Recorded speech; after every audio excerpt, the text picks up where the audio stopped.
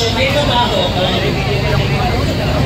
Tapos, may tumawa dun sa stasyon na tinapapauhay ko. Pinatanggal din ako doon. So ngayon, sabi nila jobless daw ako. Ay, sabi ko, okay lang kung jobless. Meron naman ako magagawa pumunta sa Mali. So, ay, saya-saya ko ngayon, kasama ko kayo.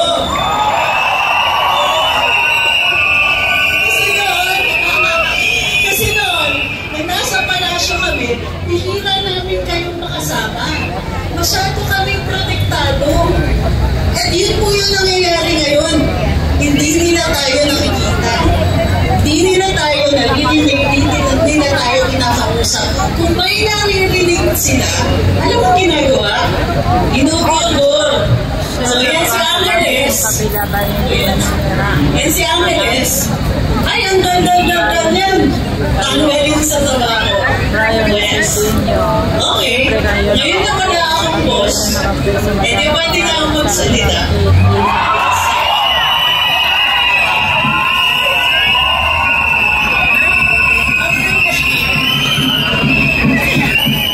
Ang problema pag pinapamagpakain namin natin.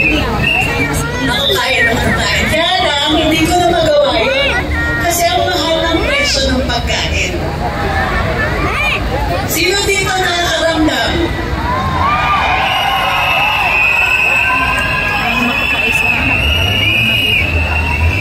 Dati makakabili ka 20 pesos, at least nakatatlong kutsindara.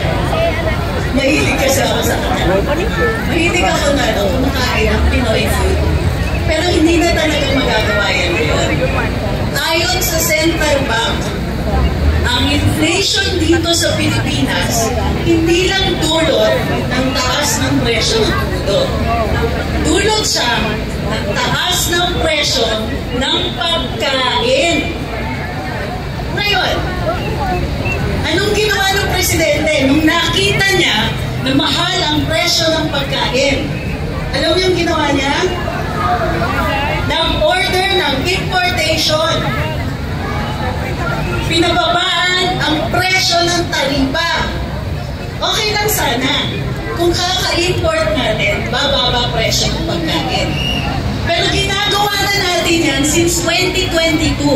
2023, nag-expire na yung mababang taripa sa rice tarification law. Doon sa rice tarification law, 40 to 50% ang tariff rate pag nag-import tayo ng bigas. Mataas siya talaga para maprotektahan yung mga magsasaka. Sa 35% yan ng panahon ng pandemya. Kasi kinabahan si Presidente Duterte na baka hindi natin mapakain lahat ng mga kapatid nating naghihirap. Nag-expire ang 35% December 2023. Anong ginawa ng Pangulo? In-extend. So 35% pa rin. Anong ginawa niya pagkatapos nun? Sinabihan siya, Sir, mataas pa rin ang presyo ng pagkain. So anong ginawa niya? Binabaan niya yung taripa to 15%. Bakit? Ang problema sa ginawa ni Presidente, yung taripa na yan, yan ang ginagamit natin para masupplement yung kinikita ng mga magsasaka. So pag binabaan natin ang taripa, mababa rin ang magbibigay natin sa magsasaka. Ang mga magsasaka natin nalulugi kasi yung mga traders binabarat sila pag binibili ang bigas. So ngayon, mababa na yung binibigay ng gobyerno, barat pa yung mga traders. Yung mga traders yung importers. At dahil 15% na lang ang taripa sa bigas, sino yung mayaman? Yung mga traders. Guess mo kung sino yung mga kaibigan ng Pangulo? So, ngayon, alam niya na kahit magbaba ng taripa, hindi bumababa presyo ng pagkain. Binabaan pa rin niya. So, sino ang kikita? Yung mga traders. Kikita ba ang magsasaka? Nagmumura ba pagkain? Sino naghihirap?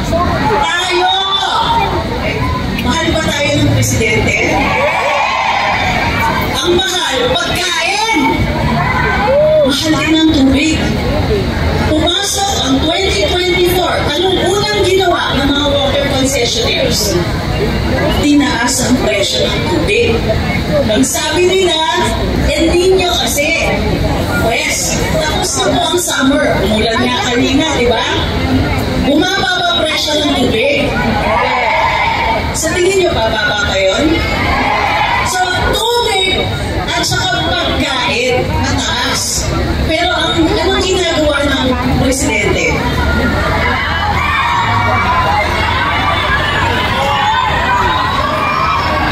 Ng ibang bansa. Nag-party. Biyahe. Alam niyo ba yung purpose ng biyahe ng Pangulo? Ang sabi niya, ako ba nagsabi kasi kanilip ako ng press dati, kaya siya bumabiyahe abroad. Kasi naghihikayat siya ng mga investors. 2 taon niya halos ginagamit yun. More than 1 year na ginagamit yung excuse na yun. Sabi niya, para may mag-invest dito sa Pilipinas. Siya daw po yung salesman punta sa ibang bansa, tapos maghihikayat siya ng mga magtatayo ng mga pabrika dito sa Pilipinas. Hanggang ngayon, anong taon na? 2024. Yung pangako, 2022. May isa, kahit isa lang, na pabrika na bago, na bunga ng mga pagbiyahe niya.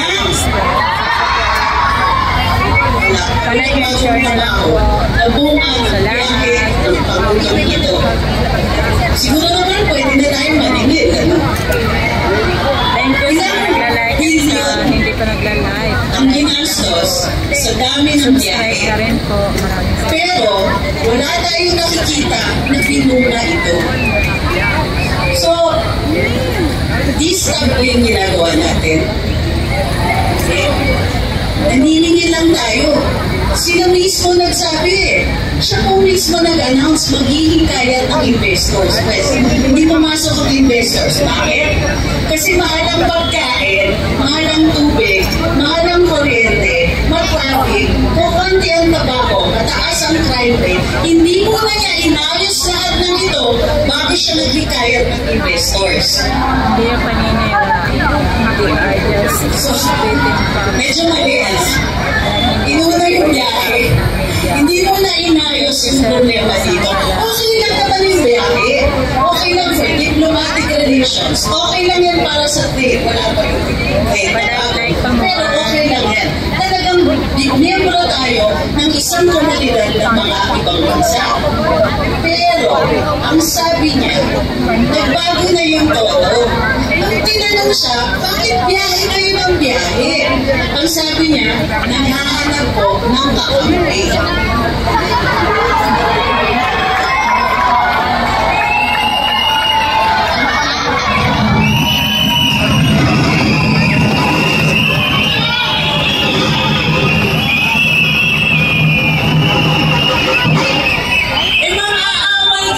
Maghahanap ka ng kakampi.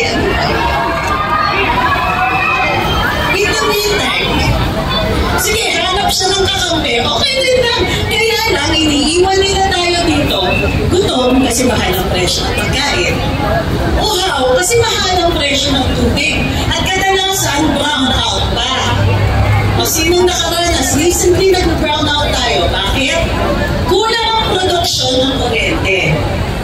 So, teka muna, Mr. President, hindi ba dapat inuna natin yung paggawa ng kuryente para sapat? Hindi lang para dun sa mga dadagin, pero para sa atin. Di ba dapat inuna nila tayo? Di ba dapat, para mabuhay, kailangan na natin ng pagkain, tubig, kailangan natin ng kuryente. Pero inuna nila, una, maghanap daw ng investors. Ngayon, naghahanap ng kakampi. Pero okay lang na magutom tayo. Araw-araw, kasi nag-vlog ako, oy, sino ditong sumusunod sa akin sa Luminous? Ay, bakit ako? Sino yung mga susunod magpa-follow sa Luminous? Okay, mag-follow naman kayo. Okay, Luminous sa Facebook, bago kami mag-group. Follow mo na kayo sa Luminous, Facebook, YouTube, tsaka TikTok. Okay? Meron din lang. Mabuhay sa mga proud na gano'n kami. Like pa more. Maraming salamat. Tapos, may susumpot yung mga goals na inahead ng gobyerno. Like and subscribe po. Alam ko inahead nila ng gobyerno kasi bilang kalihim ng press, alam ko yung mga operations ng ganyan. So, okay, may dadating ng call, sasabihin, oy, bakit kayo nagtitisa? Ilan yan sinabi ng intermittent. Tisa? Teka muna, anong gagawin natin pag gutom tayo? Kaya sabi ko doon, susulugin ko pa yan sa harap ko. Pero isama ko yung damit mo. Para mag-cremate ka. Anyway, gusto mo naman bulaklak. Tapos yung tanong anong nagawa, hindi naman Pati nga hagdanan, hindi nalagyan ng bulaklak. You know, that's 50,000 pesos. Sabi ni Ma'am Grace Rizal. Sa tingin ko, estimate ko, 50,000 yun. Amay Bawal Junior, hagdanan. tama mga Pag-alis, pagdating, 100,000 yun. And if 55 times na umalis, di 2.5 million yun. Mangkakin nyo, ilang kilong bigas na yun. Eh, may papinibigay ni Tambayuda. Kabawasan dahil ginawang bulaklak.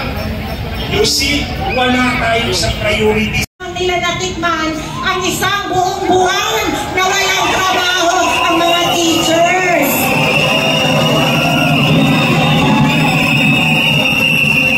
Grabe, ang mga guro, overwork na, inaabuso pa ng Your kabayan. Sanya, I know because my is mother watching from was a Bahrain. public Shout out school po teacher. sa mga taga Bahrain. Grade Shout out 1 po sa and inyong grade lahat. 4 Maraming teacher salamat po pa. Like yung and share nanay na lang ko. po. At marami Subscribe po sa mga mga hindi pa kapatid subscribe. na nandun sa Bukidnon na teacher.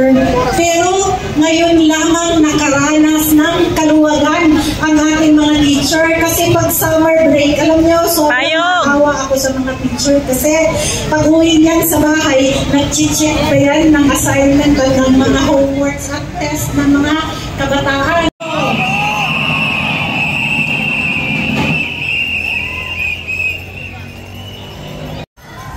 Dahil ayaw na ayaw ni Pangulong Duterte ang korupsyon.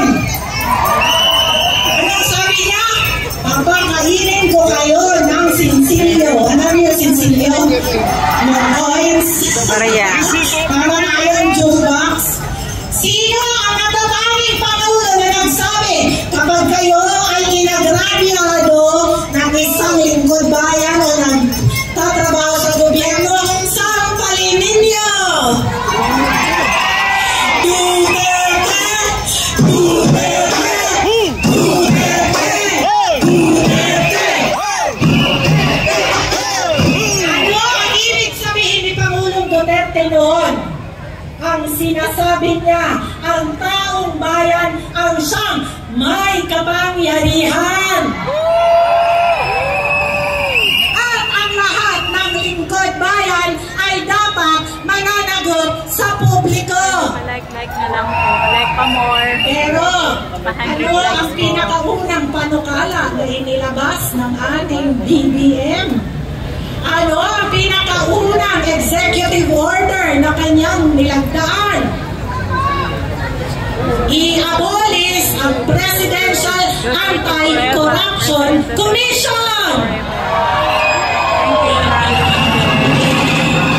Ano ba ang mensahe na nais niyang makuha natin?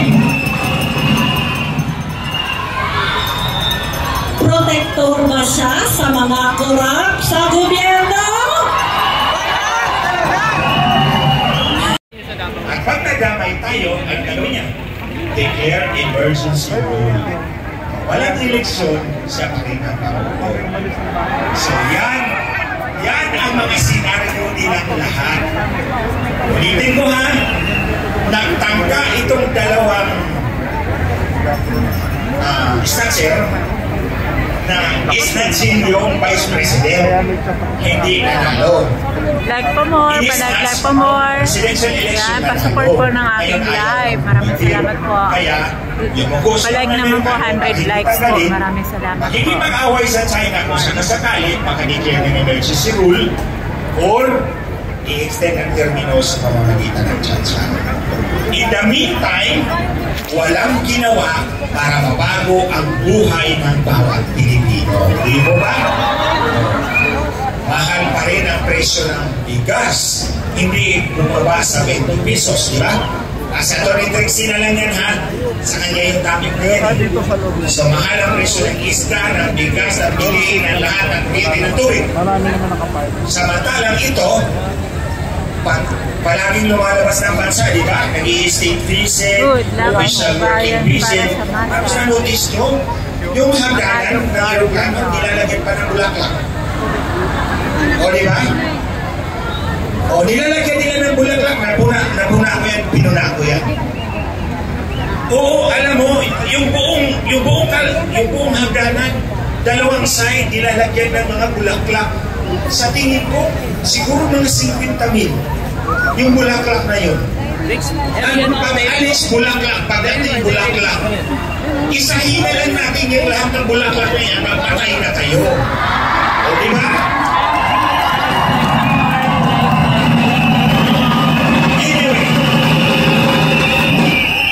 Anyway, mga kababayan, kung gusto talaga ng bulaklak, pati bakal sila doon, bibigyan na tayo bulaklak, di ko ba? Pero huwag niyong gamitin yung pera ng taong bayan para bihisan niyo yung hagdanan. Lalagyan niyo ng bulaklak. Tandaan niyo, mga kabayan, sabihin ko sa inyo, kinopya niya yan. Kinopya ni Lisa Marcos sa paglalagay ng bulaklak sa hagdanan. Doon sa